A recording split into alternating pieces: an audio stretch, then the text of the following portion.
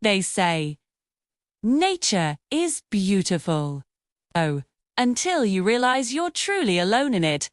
My name is Jake, and this is how I survived 3 days lost, deep in the woods with nothing but my instincts, determination, and a will to make it home. It started as a simple weekend camping trip, just me. A trail I'd never explored before, and a plan to completely disconnect from the world. I had my map, plenty of food, and honestly, a little too much confidence.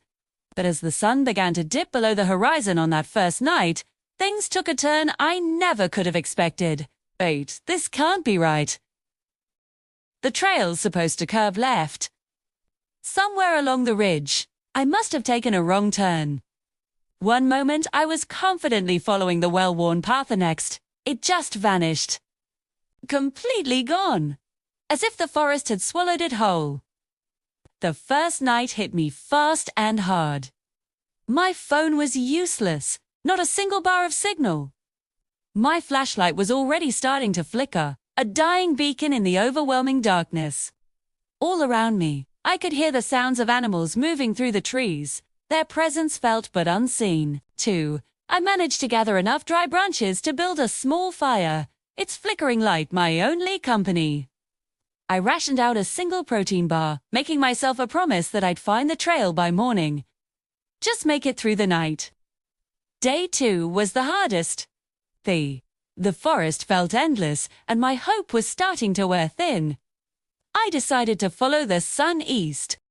A desperate gamble, that it would eventually lead me to a road, a river, anything man-made.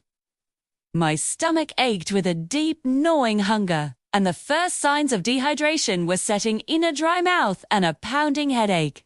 Then I found it. A small, muddy stream. It wasn't clean, but it was life-saving. I filtered the murky water through a layer of my shirt and drank slowly, savoring every drop. Water. Finally, I kept moving, forcing my tired legs onward. To keep from walking in circles, I started marking trees with stacks of rocks, creating my own trail markers. Every snapped twig, every rustle of leaves, made me jump.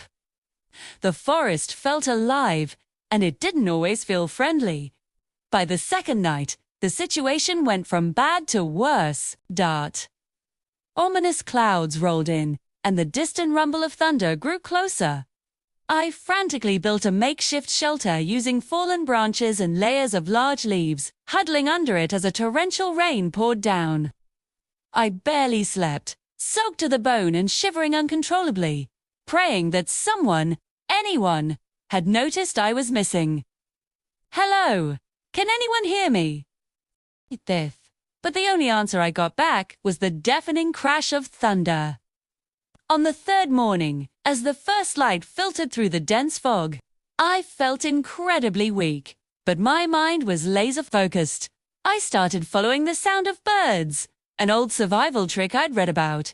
And then I heard something new. A different sound of water. Not a trickle, but the powerful rush of a larger river. I knew, from everything I'd ever learned, that rivers eventually lead to people. Following it downstream, my heart pounding with a renewed sense of hope, I finally saw a wooden bridge, half covered in moss and vines. And just beyond it, a road. A real dirt road. I collapsed to my knees, the relief so overwhelming it brought me to tears. I made it. I actually made it. Wes, found by a park ranger later that afternoon, severely dehydrated, exhausted, but alive. I had survived 3 days alone in the unforgiving wilderness. I thought I knew what it meant to be strong. But being lost out there taught me something much deeper. It taught me to respect the wild and to never, ever underestimate how quickly things can change. Sometimes, it's only when you're truly lost that you find what you're really made of. Thank you for watching. If you enjoyed this story, please consider subscribing for more tales of survival and adventure.